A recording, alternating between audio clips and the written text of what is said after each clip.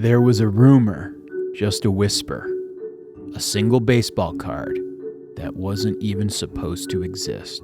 Every year, all the Major League Baseball players gather to have their pictures taken for various baseball card companies. But when Baltimore Oriole Billy Ripken posed for his picture, there were two words written on the knob of his bat. Before Google, before Reddit, before Snopes, we had playgrounds.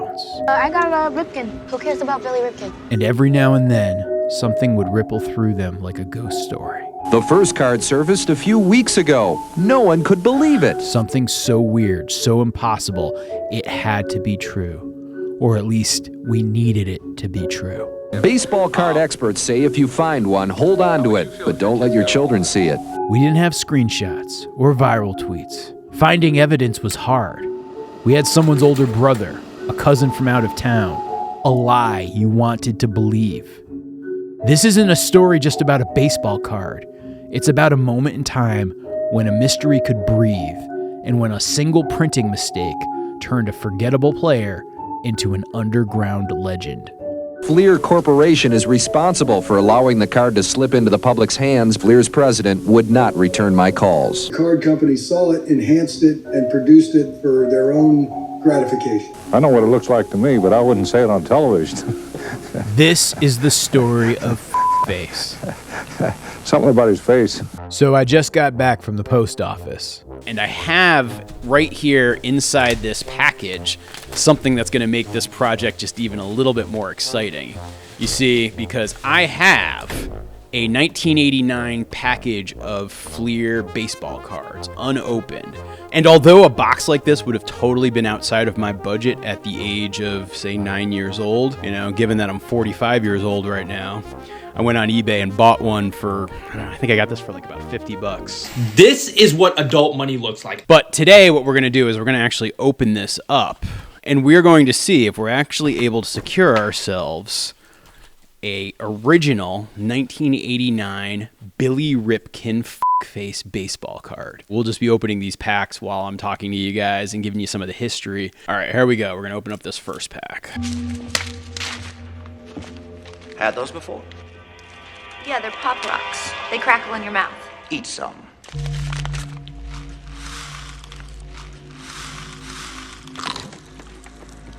Thirsty? What's wrong?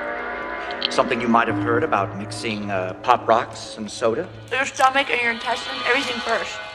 For kids who grew up in the 80s, we had like myth and rumor in a way that was very different than, say, kids who grow up now. Like, now you can like Google everything, and every moment that happens, that's something that gets shared across the internet. According to the internet. And the power of algorithmically driven social media feeds ensures that it hits everybody's For You page within the first 48 to 72 hours of a major trend. Everybody knows about it all at once, and it's all they're talking about for like half a minute. You don't even have 15 minutes of fame anymore. I feel like such a old codger when I'm saying this, but like in the olden days, rumors would start and there would be information out there, but like you wouldn't have confirmations unless something ran in your local newspaper. People still read the newspaper? I do want to emphasize how different we used to receive as well as confirm information that was out there. The methods that we used in 1989 are so radically different and foreign to the way we would go about something like this today, both for better and for worse. Uncle Phil, come try this. Fresh pasta of Bel Air. But for the most part, information, Luis Polonia, it didn't travel nearly the same way that it does today. Hey, the legendary Cecil Fielder. And so debunking things was a lot harder. And even when it came to your local newspaper, if you missed the newspaper from that day, you would also be screwed, and you'd have to maybe go to your library and find it. And maybe the library didn't even have the newspaper anymore, and you had to go look on the microfiche with the fiche readers. This was actually a thing that happened in my lifetime not all that long ago. It feels so old. In this time of no Google or no Snopes or no TikToks that you can quickly watch and see what happened, there was always this one kid who had heard about it or had his older brother tell him about it. And he was the sole source of information for the other kids. We must consult the oracle. I actually remember being on the bus, coming home from school, when a specific kid, who I'm not even going to name by name, because I still kind of know him a little bit. He was the one telling me and two other friends about this face baseball card. And I remember when he told me about it, I was sort of shocked. Like, I couldn't quite believe it. You know, he said that it said on his baseball bat, and it said it was Cal Ripken's brother who had the card, and that's vaguely what I remember. This is always a very fun baseball card. He is a player, Steve Balboni. Was always kind of mediocre, but he could hit home runs at a time when nobody was really hitting home runs. Hit deep to left center field, way back, long gone. Tremendous wallop by Balboni. I don't even think anybody would remember Steve Balboni these days. After hearing about it on the bus that first day, the next day, like when I came back to school, everybody was talking about it. Everybody was so excited about this like card, and some of the older kids, because I was like in Mrs. third grade, I believe. All the older kids, like a couple kids in fourth and fifth grade, were saying that they had seen it. And then one kid started lying and said he had it, but he wasn't allowed to bring it into school, which looking back on it now was probably total BS. But again, that is how information worked back then, because nobody could confirm or deny something like that. And so just in a matter of days, everybody was talking about it, that there was this obscene baseball card, to the point where I remember, it wasn't in my class, but it was a different class. One of the teachers had to ban discussion of baseball cards solely because most of the discussion ended up being about the face card. And so yeah, within a week, the Billy Ripken face baseball card for me became one of those legends that's just like firmly burned into my brain and just such a core childhood memory. It probably goes up there with, like, you know, the fact that Mikey from Life Cereal died by eating Pop Rocks and Coca-Cola. Like, that was another big myth that I remember. You know, there was the one about if you like turn the lights off and on a bunch of times and said Bloody Mary in the bathroom mirror, like a ghost would come. Like, I remember that was a big one that a lot of kids were talking about and trying. There was like kind of the idea that, you know, playing Dungeons and Dragons would summon the devil. Like, that was a true thing. Ooh, here's a Brady Anderson rookie card. You know, Brady Anderson actually, he was on that same Orioles team with Billy Ripken. There was that really problematic relationship that Richard Gere had with the gerbil, as well as that other very problematic story about Rod Stewart and having to get his stomach pump on a boat or something, I remember. Where the ocean meets the sky, I'll be sailing. And, you know, in hindsight, all of those stories that I'm telling you were like complete BS, and clearly so. But when you were a kid, there was no way to debunk it. I just wonder if now, if the same thing can even happen. You don't mean the Catholics, you mean the fake news media. Not the Catholics loved it. I had nothing to do with it. Somebody made up a picture of me dressed like the Pope, and they put it out on the internet. That's not me that did it. I have no idea where it came from. Maybe it was AI. I think it's the fake news media that, you know, they're fakers. Legends like that, I don't know, they were kind of magical because they added this air of mystery and the unknown to a world that really had like no mysteries or no unknowns anymore. I like to think that 1980s urban legends are my generation's equivalent of what Victorian children got to experience with fairy tales. I'm almost a little sad that a myth or a rumor like the Billy Ripken face card can't exist anymore. Ooh, Fernando Valenzuela. You know, the other thing that really stands out to me about a story like this is the fact that now it's like misinformation and disinformation and AI fakes, like all of those things exist, blending and creating myth that I think is very, very dangerous. I kind of almost miss the old-fashioned days where you could have a playground rumor like the Billy Ripken face card and not know if it's true or not. And instead, what we have is like very, very weird things like AI deep fakes. And I mean, I know one of the awful things that a lot of kids are dealing with right now is like AI generated nudes of their classmates, which is horrible and reprehensible. Definitely makes me much happier and glad to say that I grew up having obscene baseball cards as the myth and rumor that was out there, not something as awful and damaging as that. And here we have the cover box hero of this card, Gary Carter. Like he's actually the guy who's on the box.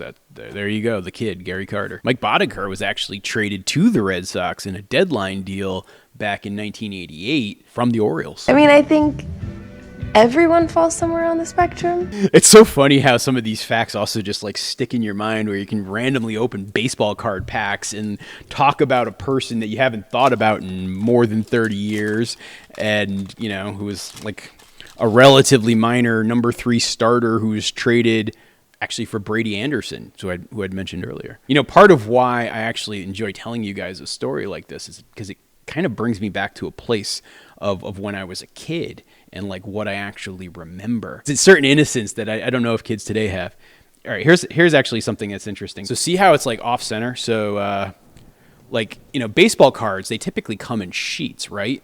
And then they like cut the sheets. And what you can see here is within this pack, the cards started getting like, you know, because actually the Mike Flanagan card came before the Larry Sheets card. You can see how like the Greg Gagne cut is like off center. This would be considered like an error card of sorts, kind of. As a kid, owning a Billy Ripken card was like a dream that I had, but the rumors of how much it was worth, like it quickly spiraled out of control. And yeah, I don't think it was ever in my price range. Speaking of which, here you go. This is it right here. This card. This is it. This is the Billy Ripken face card. I'm holding it in my hand.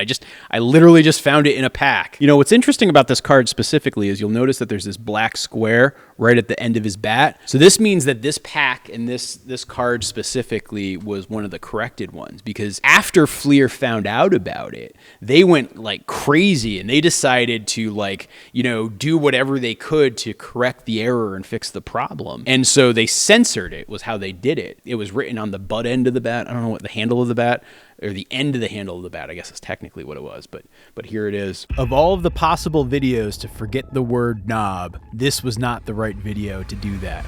I was hedging my bets, and for, I think the package of Fleer cards cost $55, but actually for a mere $60, I was able to procure something else that I was going to open for you guys if I didn't actually get a Billy Ripken card in there. But since I just got it and I know that I won't get the true uncensored version of the card, I'm going to open this package for you right now, because this will be even more exciting. Because I bought this one on eBay too. Da-da-da-da, here it is.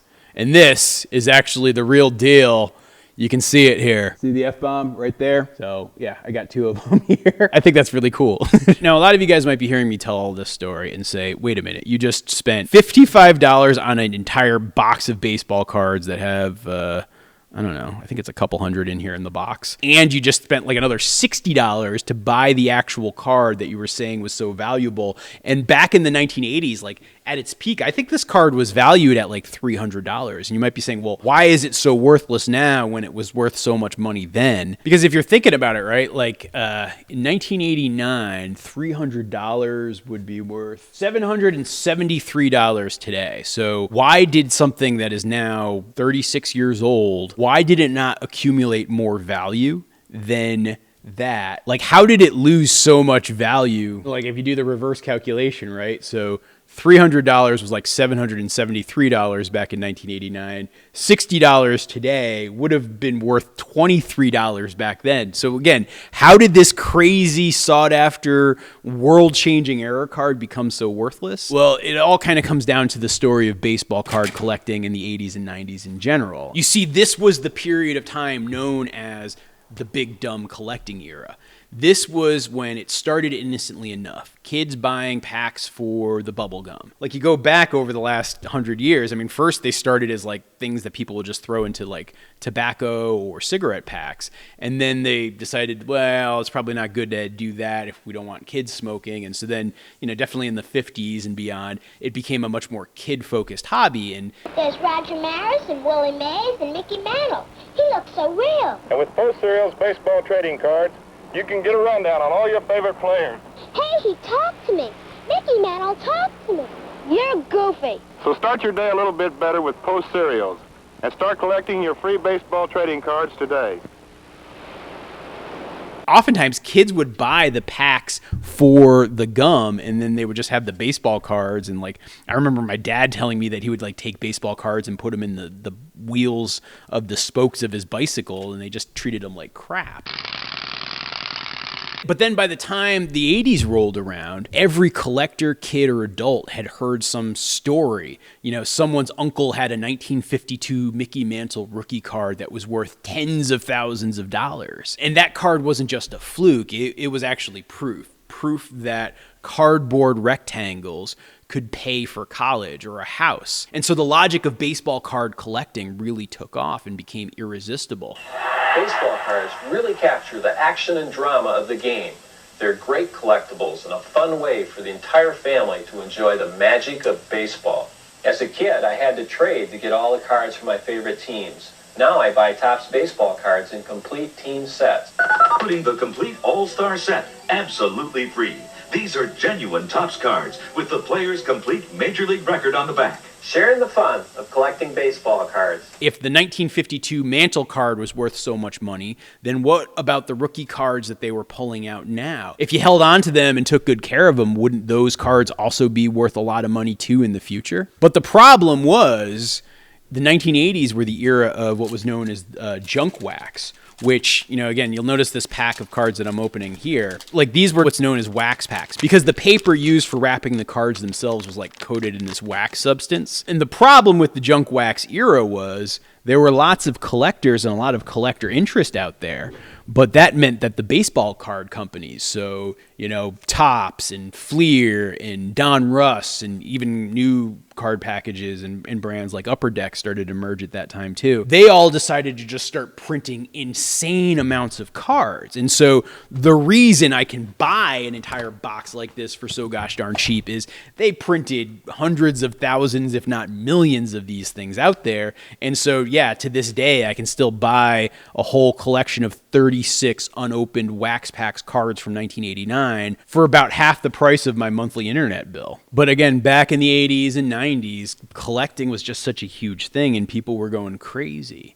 And they weren't realizing that the things that they were buying at that time had a lot less scarcity than things that happened, like, say, in the 1950s. But because of the logic of scarcity, that's why error cards like the Billy Ripken card became so valuable. Collectors had been hunting for them. Cards with wrong stats, cards with backwards photos, botched names, mistakes that felt rare. Like, you know, I was showing you these cards earlier, right, where, like, the cut of the card was kind of off center. And even in the 1989 Fleer cards, there was actually another famous error card that came out. The legendary pitcher Randy Johnson, he actually had in his rookie card, which was in this 1989 pack, I believe, he had a card where he was actually standing in a baseball park. This was back when baseball parks still had cigarette ads. Like, it clearly said Marlboro in the back sign behind Randy Johnson, and they printed the card and it initially went out, but then someone got the idea to say, well, maybe it's not the best idea in the world for a kid-friendly hobby. And so what happened is Fleer went in and they, like, blacked out the Marlboro sign in later editions of the card. And again, that's basically how they handled the Billy Ripken one. But the funny thing with the Billy Ripken one is it wasn't just the blacking out, like the square here. There were like a whole bunch of them. Somebody had like gone in and like circled it. Somebody had like tried to blur it out. You know, as you're seeing these were all variations of the same Billy Ripken error card from back in the day. And it was just a matter of like which error card you had, which error card was more rare, what was the condition of it, and like all of those things would end up driving the value. But again, all of this happened at a time when information would be so limited that you did not know actual values. I mean, there was an actual book that I had. I'm going to go see if I still have a copy of one, maybe inside later on. In that book, it would give you the prices of baseball cards, and it was like printed annually. And like there were magazines that were starting to come out in the late 80s, but the information traveled so slowly versus say now where you have like eBay, which is like an ongoing active marketplace. And so the data for card value is so different versus what it was back then as well, because nobody knew how much a card actually would be worth. And so when the news of the Billy Ripken card actually hit, you know, what really happened is the prices for this went crazy. That's why it would like shoot up to $300 back in the time, because information was very sketchy. You had card dealers and card shows and anybody who potentially would have had one of those cards going in and jacking up the price instantly because there was so much interest in the card, not really thinking about the actual value of the card, particularly the long-term value of the card, as well as not really thinking about how many of these cards actually existed. Because like I said, I just randomly pulled this one out of a pack. I wouldn't be shocked if I continued to open this box, which I haven't even like half gone through yet, and I might even find a second Billy Ripken card in there. Like, that's how common they are. But as I was researching this video, you know, I found newspaper classifieds that listed the card for $50, $100, $300, $400 once. In some shops, they just stopped selling Fleer packs in general, like these boxes here, which is why these boxes are now so available and cheap too, because the price of it was going so high, and baseball card dealers didn't want to part with these cards because they felt like they might get ripped off. And so yes, suddenly Billy Ripken, this forgettable second baseman, had become the hottest card in America. Career .207 hitter, no Gold Gloves, no All-Stars, didn't even sniff at like Hall of Fame contention or anything like that. He only even played for a couple of years. But here he had become, in 1989, the hottest baseball card on the market in a year when there would actually be like a lot of other hot baseball cards. Because remember, there was like that Randy Johnson rookie card that I was talking about with the Marlboro sign. There was the 1989 Ken Griffey Jr. rookie card, which, like, to this day, I still know people who have that card tattooed on them because it's like such a symbol of baseball card collecting in general. How did a guy who'd never hit a walk-off homer or thrown a no-hitter become such a legend? Like, how did this actually happen? Like, how did they print a card where it said face on it? Well, please allow me to share with you the truth about a legend. You see, in the early days, Billy Ripken, he took the safe route when he was asked about it. He said it was just a prank. He said that someone had written the words as a joke. Maybe it was a teammate. Maybe even it was his brother. And the Oriole organization and Fleer, they all backed him up. And most people accepted that story, that it was like a clubhouse prank where somebody wrote it on his bat and Billy didn't know it was there, and that's just what happened. And for about 20 years, the full truth just stayed buried. And that was until Ripken actually sat down and told the full story. I wrote it on there. I don't know why I chose that phrase. You put F? Face. On it. Yeah. And it was designated as my batting practice bat. You see, he said it started back in the 1988 season. He'd gotten a bunch of baseball bats. They were the model R161S, if you're a baseball bat geek. And they were a bit heavier than he liked. And so he picked one and decided to keep it, and he would use it as his batting practice bat. The idea being, you know, he would swing the heavier bat when he's in batting practice. That makes his regular bat feel just a little bit lighter, and he gets just a little bit more bat speed on it. It's a very common thing to do.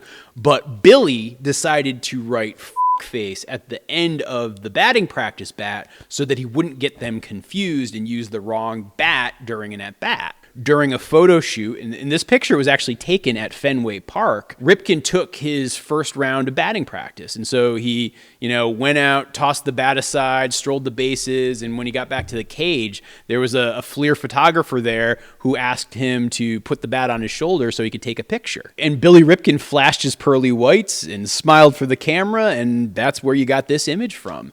And the photographer didn't notice, and Billy didn't notice. And then a few months later, though, the Orioles PR guy got a call. So I get a phone call from Rick Vaughn, who's now the Tampa Bay Rays PR guy, and he says, we got a problem. And I didn't really get all total recall until I saw the picture. And then it all came flooding back to me. And at first, Billy tried to deflect. He said it was a prank. Again, he was saying, hey, just locker room shenanigans. And, you know, somebody else must have done it. It wasn't me. I didn't have anything to do with it. Because, you know, again, he was a mediocre player. And I think his dad had just been fired as the manager of the Orioles the previous season because he had such a disastrous run that year. And yeah, his brother Cal was basically the brand ambassador for the Orioles from that point all the way almost even to today. But Billy was always on the bubble, and so he didn't want to rock the boat, and so he kind of kept it a secret. What did Cal say? Senior or junior? Oh, boy. I'm going to go senior. Senior wasn't real happy. Senior defended his son and swears that the card company saw it, enhanced it, and produced it for their own gratification. Junior just laughed. Golden Boy he was fun. That was what was funny. And so when the story ballooned, Billy didn't want to like get even more involved in the whole Michigas, and so that's kind of why he kept quiet. And I mean, it's kind of sad too, like that he's just basically known as the fuckface guy. I mean, this was a guy who worked his entire life to make the majors, and not just make it too, but make it stick for several seasons. And that's not nothing, you know? I mean, even though he's got the famous last name and he's always probably lived in the shadow of his much more famous Hall of Fame brother, Billy Ripken had to grind every single day to get that roster spot, to get those plate appearances. I mean, do you guys even know how hard it is to make the major leagues in baseball? There are Division I college superstars in baseball who never even get close to the majors.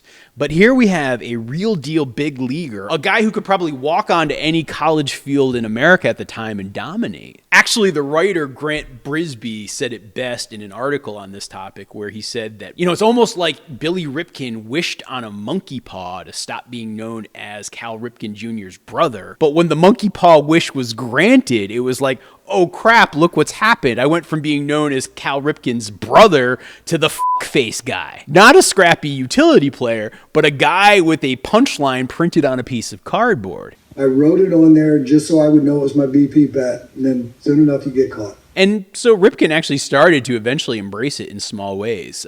Fleer sent him a few copies as a peace offering. He actually signed these cards and gave them to his groomsmen as wedding gifts, which, I don't know, in my opinion, is a heck of a lot better than some crappy cufflinks. But yeah, decades later, it still follows Billy in terms of who he is, you know. He says that when people recognize him, I see the look on their face. They think of the card immediately. And before they even ask, I say, yeah, it was me. And this still happens to him, like, you know, 35, 36 years later on a regular basis. It has not gone away. Billy Ripken remains the fuckface guy. Even as the truth is long out there, the myth never died. And I guess maybe that's my point. Maybe we don't hold on to stories like this because they're accurate. We hold on to them because they're good. They make a world feel a little bit weirder, a little bit more alive. Because when a forgotten second baseman becomes a cultural icon over two tiny words, it reminds us that legends can come from pretty much anywhere. Even a mistake, even a joke, even a bat that nobody was supposed to see. And in my opinion, that's what makes these Billy Ripken cards so timeless. It's actually not the profanity. It's all the associated mystery that goes along with it. You know, if the Ripken card had come out today, it would have been over by lunch. You know, the photo would have hit Reddit. Somebody would zoom in and enhance the bat knob and post it to Twitter with a laughing emoji. Fleer or whatever company replaced Fleer would issue a corporate apology and scrub the image and update the listing on their Shopify store. Snopes would debunk the whole thing or confirm the whole thing, depending on the conspiracy theories. TikTok would immediately create fuckface talk. By Tuesday, we would have probably all forgotten about it. No mystery, no buildup, no legend. And that is the very sad difference between today and in 1989. In 1989, the story had room to breathe. It could spread slowly, mutating as it went, passed along by kids and collectors and whisper networks, and it made it feel like more folklore than fact. And the absence of information didn't weaken the story, it made it stronger. And that's really, I think, what's vanished in the internet age. Today, stories are born with expiration dates. They're instantly dissected and analyzed and explained and monetized and forgotten. These days, rumors will still spread courtesy of misinformation and disinformation, but they never truly get the time or space to become the true cultural artifacts. You know, that is something that we have lost. It's such a rapid turn and churn and burn. The cycle of our cultural Ouroboros is constantly eating itself over and over and over again. You know, myths serve a purpose. They bind people together. They make ordinary things feel enchanted. They give kids something to believe in, something strange, something forbidden, something maybe even a little bit dangerous. And when you're a 9-year-old kid who hears about a baseball card that has a curse word on it, that's not just a trivia fact. That is magic. But that kind of magic, it just doesn't scale. It doesn't live in algorithms. It only can live in memories like the one that I have. And that's why the Billy Ripken card really is now just that. A memory of how mystery used to work, of what it felt like when you couldn't verify things with a click. When the only proof you had was your friend's cousin who swore he saw it once at a card show in Delaware. And maybe in that sense, the Ripken card is more than just a printing error. It's a time capsule of how myths used to spread, how legends were born, how meanings could be made out of a mistake. And that, in my opinion, is the real value of the card. Not the profanity, not the correction. It's the story that sits beyond it all. Thanks for watching this video. I'm going to continue to sit here and keep opening cards. But if you guys would like, you can go and watch another video. I'll leave a couple of links for you here. And if you've enjoyed this and you enjoyed my stories, be sure to subscribe. Thanks for watching, everybody. Ooh, Gary Sheffield. Look at that. Chef. I think, yeah, this is a Chef rookie card right here.